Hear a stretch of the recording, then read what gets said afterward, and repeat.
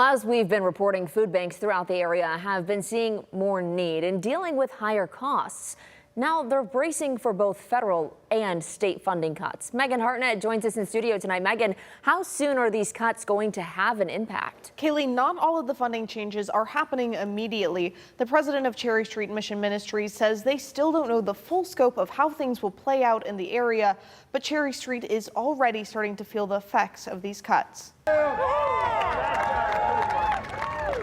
President Donald Trump's Big Beautiful Bill is making major changes to Supplemental Nutrition Assistance Program, or SNAP, benefits. Ohio will be responsible for more of the administering cost of SNAP and eventually have to pay for a share of the benefits itself. In Ohio right now, based on their most recent error rate, Ohio could be responsible for more than $300 million in new required spending to meet their share of benefits. At the same time, Ohio's new state budget cut funding for food bank sourcing of surplus produce and bulk protein and dairy. They're counting on that food, and unfortunately they are going to see less food coming through because we did take a 23% reduction in funding for that program. Cherry Street Mission Ministries is not directly impacted by these cuts, but still feels the blow. President Rachel Gagnon says when other programs see cuts, Cherry Street sees more people turning to it. In 2024, we served over 200,000 meals, and I fully expect to see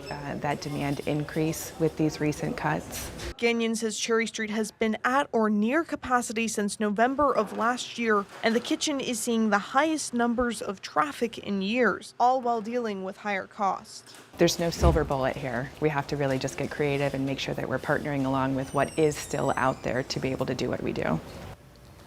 Gagnon says grant-funded workforce development programs Cherry Street offers are being cut in part, if not whole. She says the organization's ability to hold classes is dwindling.